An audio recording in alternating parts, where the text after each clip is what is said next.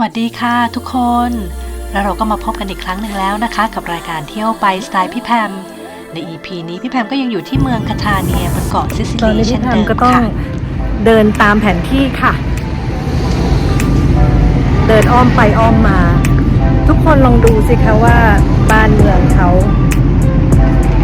มีถนนเล็กๆเป็นตรอกซอกซอยมากมายแล้วก็ตึกรามบ้านช่องของเขาเนี่ยก็จะเป็นในลักษณะนี้ค่ะมันเหมือนกับเป็นตึกร้างนะคะแล้วก็มีกราฟฟิตี้ก็คือคนมาพ่นสีกันเหมือนกับเป็นงานศิลปะอย่างหนึ่งซึ่งบางครั้งเนี่ยดูไปก็จะเหมือนเป็นพื้นที่ที่ไม่ค่อยน่าดูนักเพราะว่ากราฟฟิตี้มันเยอะมากจะดูแบบเหมือนกับไม่ค่อยมีรสนิยมนะคะถ้ามองอีกแบบหนึ่งแต่ว่าถ้าเผื่อคนมองเป็นอาร์ตเป็นศิลปะเนี่ยก็จะดูมีความเป็นเอกลักษณ์บุคลิกของเมืองนี้เป็นอย่างมากนะคะพี่แพมที่ต้องหันหน้าหันหลังตลอดเวลาเพราะว่าบางทีเนี่ยรถมาแล้วก็บางทีมอเตอร์ไซค์ก็มาพี่แพมถึงแล้วอยู่ตรงนี้นี่เองตอนนี้พี่แพมกำลังจะมุ่งหน้าไปที่แอมฟิเธียเตอร์นะคะซึ่งเป็นเหมือนกับอัฐจันทร์แล้วมีที่นั่งเพื่อดูการแสดงในช่วงสมัยโรมันค่ะคล้ายๆโคลิเซียมอะค่ะพี่แพมต้องมองซ้ายมองขวา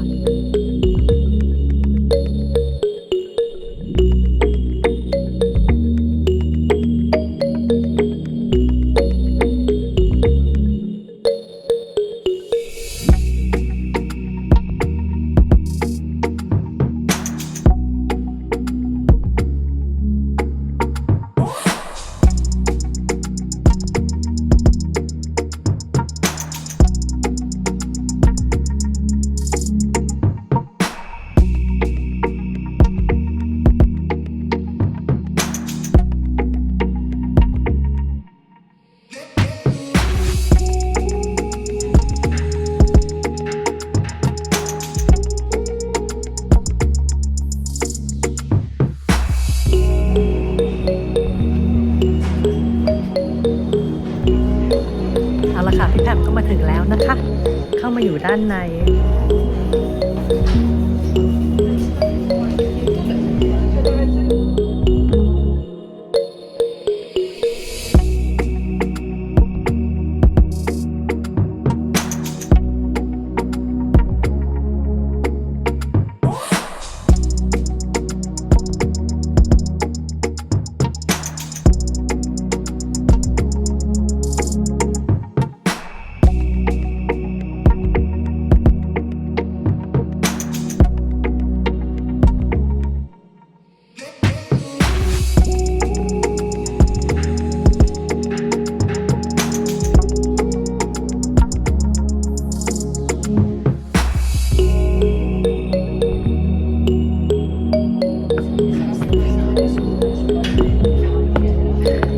ตอนนี้พี่แพมก็เดินขึ้นมาข้างบนแล้วนะคะ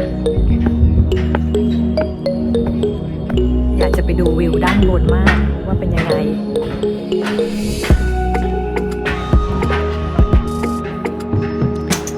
แล้วพี่แพมก็มายืนอยู่ด้านบนของแอมฟิเธียเตอร์แล้วนะคะ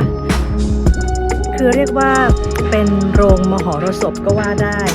หรือเป็นโรงละครนะคะก็จะมีการแสดงหลากหลายในสมัยก่อนนั้นนะคะจุได้เป็นพันคนค่ะเห็นแบบเหมือนดังเช่นปัจจุบันนี้ก็มีโรงหนังใช่ไหมคะสมัยก่อนก็มีโรงละครแล้วก็ด้านล่างก็จะเป็นเวทีที่เขาแสดงหนังแสดงละครนะคะจุได้เป็นพันคนค่ะณที่แห่งนี้ทุกคนคะที่พี่แพมนั่งอยู่นี้กำลังนั่งอยู่บนหินลาวานะคะทุกคนคงทราบใช่ไหมคะว่าคาเทเนียเนี่ยอยู่ด้านล่างของภูเขาไฟและในอดีต ภูเขาไฟก็มีการปะทุอยู่หลายครั้งหลายคราจนทำให้ลาวาไหลลงมา และพอเย็นตัวลงเขาก็จะแข็งเป็นหินที่แข็งแรงแบบนี้ค่ะแล้วคนในหมู่บ้านคนในเมืองนี้ก็จะนำมาก่อสร้างทำเป็นบ้านเรือนหรือว่าทำเป็นที่นั่งของอัฐจันทร์นี้หรือว่าทำเป็นกำแพงอะไรต่างๆค่ะที่สามารถทำได้ด้วยหินลาวาเขาก็จะนำมาใช้ประโยชน์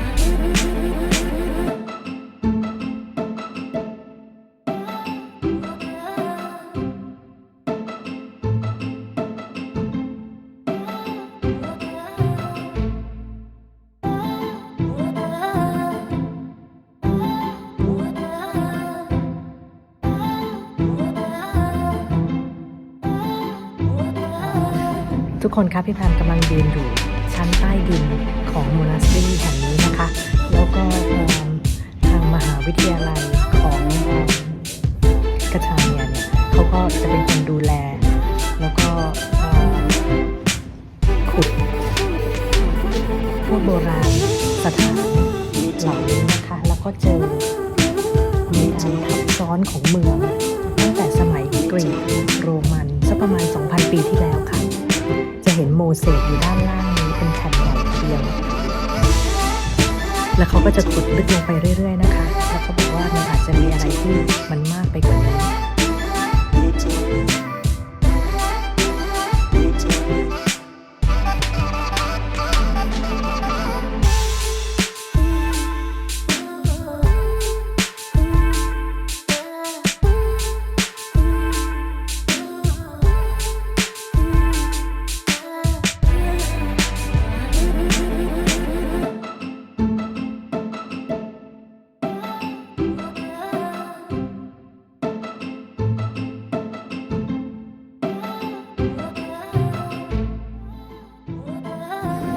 พี่แพมต้องปีนอีกแล้วนะคะ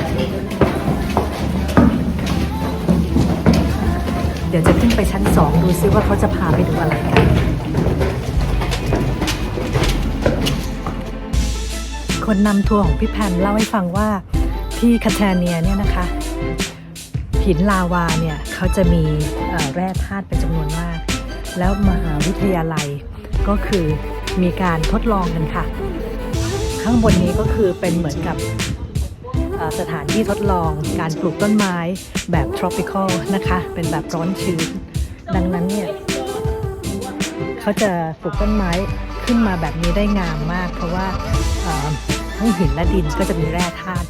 เขาบอกว่าด้วยแร่ธาตุจากลาวาเนี่ยนะคะจะทำให้ต้นไม้เนี่ยเจริญเติบโตและมีไซส์ค่อนข้างใหญ่กว่าปกติต้นไม้เหล่านี้เนี่ยจะหาได้จากพื้นที่ป่าร้อนชื้นหรือประเทศที่อยู่ในป่าร้อนชื้นนะคะดูสิคะลาเวนเดอร์ที่นี่งามมากแล้วก็พวกกระบองเพชรทั้งหลายก็จะไซส์ใหญ่กว่าปกติ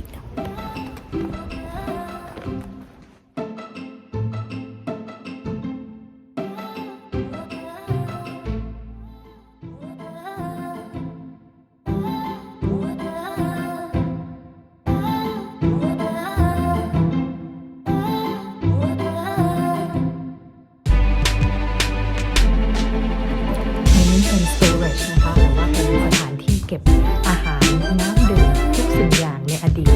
นะคะใหญ่มากแล้วก็เขาทำเป็นสะพานนี่เลยอย่างห้องต่างๆสะพานพวกนี้ทำโดยนักศึกษาและเจ้าหน้าที่ของมหาวิทยาลัยคาเทเนียนะคะที่เขาดูแลสถานที่แห่งนี้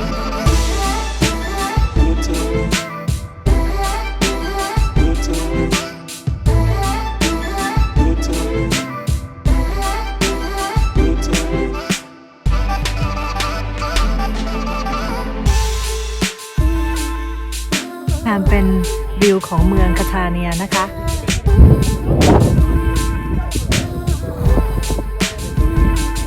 ถ้าทุกคนเห็นกลุ่มเมฆนี่นะคะเดี๋ยวพี่แพมจะอินเสิร์ตให้ดูว่าความเร็วของการเคลื่อนที่ของเมฆนะคะจะเร็วกว่าปกติเพราะว่าไอร้อนจากภูเขาไฟค่ะจากภูเขาไฟทำให้เมฆเคลื่อนไหวมากกว่าเดิม